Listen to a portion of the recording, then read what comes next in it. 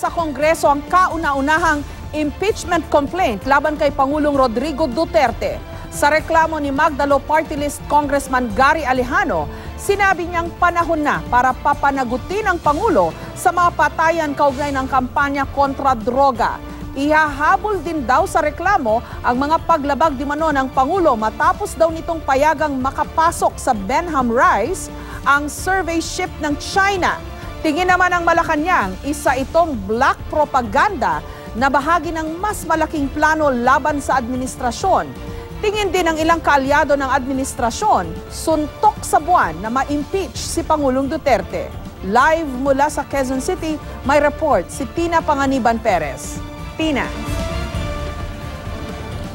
Jessica, ito ang unang araw ng Lenten break ng Kongreso kaya hindi inasahan ang paghahain ng Magdalo Party List ng impeachment complaint laban sa Pangulo.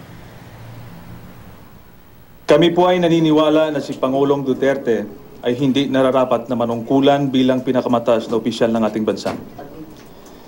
Kaya po kami ay naghain ng impeachment complaint sa kadahilan ng ito. 5 grounds for impeachment ang laman ng kauna-unahang impeachment complaint laban kay Pangulong Duterte na inihain kanina ni Magdalo Party List Representative Gary Alejano. Ang culpable violation of the Constitution, bribery, graft and corruption, betrayal of public trust at other high crimes. Basehan daw ang mga extrajudicial killing kaugnay ng kampanya kontra droga ng gobyerno at ang alegasyon ni Senator Antonio Trillanes IV na may 2.2 billion pesos si Duterte sa iba't ibang bank account bukod pa sa mga ari-ariang di nakadeklara sa Statement of Assets and Liabilities.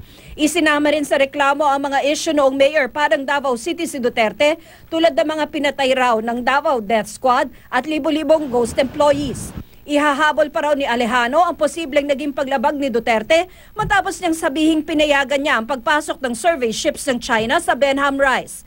Ito ang plateau o talampas na nasa ilalim ng dagat sa silangan ng Pilipinas na mas malawak pa sa Luzon. Base sa international law, tanging Pilipinas lamang ang may karapatang luminang ng likas na yamang makukuha roon. Ang ilan sa mga alegasyong binanggit sa impeachment complaint ay nangyari noon pang mayor si Pangulong Duterte. Pero kahit daw alisin ang mga yon, naniniwala ang Magdalo Party List na may sapat pa ring basehan para gumulong ang reklamo. Primarily, tinaon ho natin sa bakasyon kasi nga ho, alam naman ho natin nung nakaraang pag-deliberate ng death penalty bill, parang ho sinagasaan ho ang lahat. At kung ating i-file ito during the regular session, makikita ho natin, magiging witness ho tayo kung paano i-railroad ho itong pagpatay ng impeachment complaint. Tama rin ho na ngayon ho namin final sa panahon ng recess para mabigyan ng pagkakataon ang miyembro ng Kongreso upang makapag-isip, no? Magnilay-nilay. Alam daw ni Alejano na paramihan ng kakampi ang impeachment proceedings pero umaasa pa rin daw siya. Batid namin na kung ang laban ay ang bilangan lamang, kami po ay nahaharap sa napakabigat na balakid. Ganun pa man, naniniwala kami na ang impeachment ay ilalaban hindi lamang dito sa loob ng Kongreso, kundi pati rin sa labas ng Kongreso. Bahagi si Alejano ng oposisyon, kasama si Albay Congressman Ed Selagman. Numerically, I doubt whether it would succeed. Not now, but probably in a few months or so. Dahil mambabatas na ang naghain, may tuturing ng verified complaint ito. Di tulad kapag private citizen ang naghain ng reklamo na nangangailangan muna ng endorso ng mambabatas. Si House Speaker Pantaleon Alvarez sinabing walang basehan ng reklamo kaya wala raw itong patutunguhan. All of us are entitled to our own stupidity. Okay lang po yan. Dadaan po sa proseso yan. May rules po tayo sa House of Representatives. Tingin naman ng Malacanang, isa lang itong uri ng black propaganda. The impeachment complaint is utterly baseless. There being no basis in fact nor in law. It's intended as a black propaganda against the president. No treason, betrayal of trust, bribery, graft, and corruption, high crime and culpable violation of the Constitution has been committed. We reiterate that the so-called extrajudicial are not state-sponsored And the President has made sure that he will not turn a blind eye to all uniformed personnel who violate and abuse their power. However, having said that, it does seem like part of a larger scheme of things. Minaliit din ni Justice Secretary Vitaliano Aguirre ang impeachment complaint na inihain daw para sa destabilisasyon. Tingin ni Solicitor General Jose Calida, sunod-sunuran lang si Alejano sa kapwa niya Magdalo na si Senador Antonio Trillanes IV na kilalang kritiko ng Pangulo. Sa Rules of Procedure on Impeachment na nagdaang Kongreso, 1/3 o 97 na pirma ng kasalukuyang 292 na mga kongresista ang kailangan para dumiretso sa Senado ang reklamo. Kung hindi, pwedeng i-refer sa Committee on Justice ang reklamo para dinggin kung pasado ba ang form and substance nito.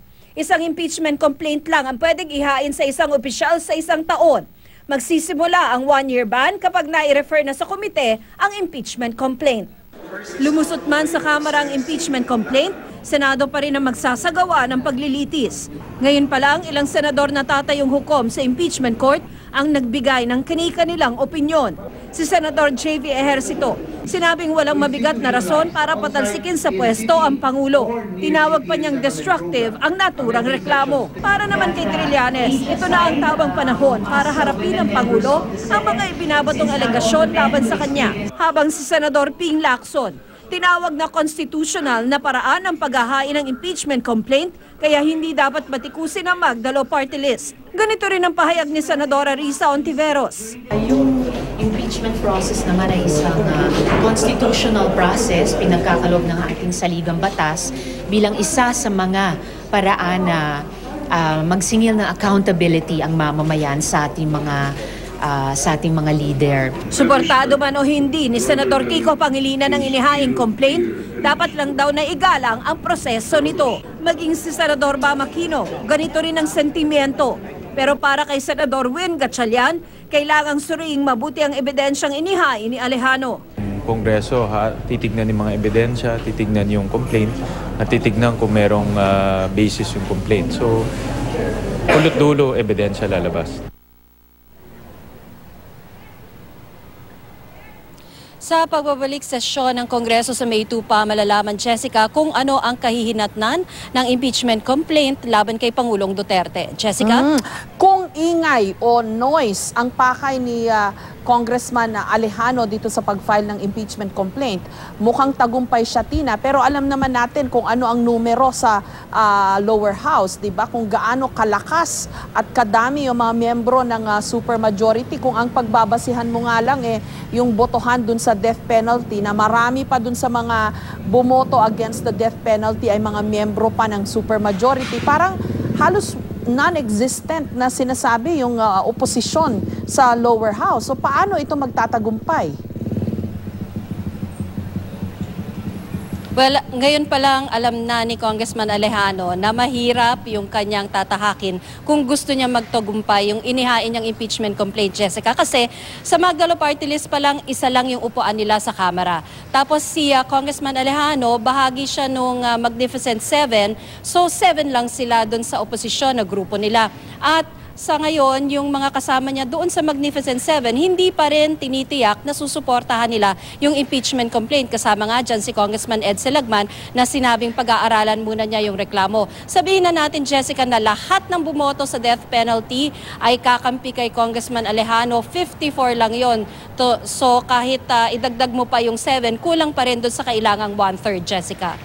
So sa palagay mo, ano ang sinabi ba ni Congressman Alejano kung ano ang talagang pakay niya rito at sa tingin ba niya may pag-asa itong kanyang inihain o baka nipped in the bud yan o baka nga even while naka-recess yung Kongreso pwedeng i-announce na wala na yan, dead.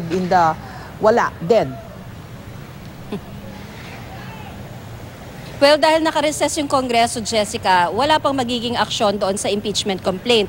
But Congressman Alejano can take this opportunity para kausapin yung mga kasama niyang kongresista at kumbinsihin silang suportahan yung kanyang inihaing impeachment complaint. Pwede niyang papirmahan yung mga kasama niyang kongresista doon sa mismong reklamo. At maliban doon sa pangunahing pakay raw niya para papanagutin si Pangulong Duterte, nais daw nitong si Congressman Alejano na magkaroon ng ingay kahit sa labas ng ng Kongreso. Yung simbahan, yung mga kontra raw sa pamumuno ni Pangulong Duterte at iba pang sektor, nais niyang magising ang mga ito, mag-ingay din at ihayag yung kanilang saloobin tungkol sa mga nangyayari ngayon sa gobyerno at sa pamamalakad ng Pangulo, Jessica. Mukhang makapala yung impeachment complaint na i-file niya. Ano yung mga sinight niyang basis, Tina?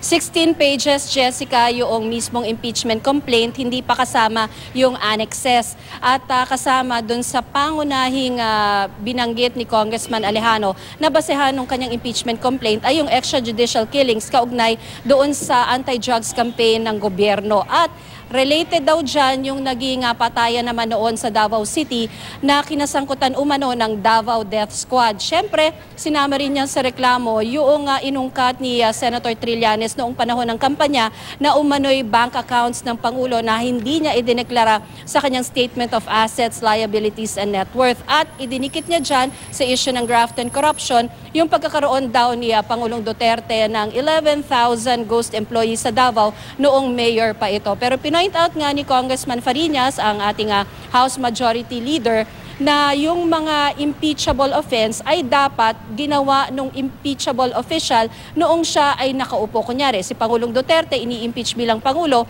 dapat yung mga alegasyon laban sa kanya ay nitong Pangulo na siya at hindi pwedeng ungkatin yung mga nangyari noong mayor pa siya, Jessica. Maraming salamat sa iyo, Tina Panganiban Perez.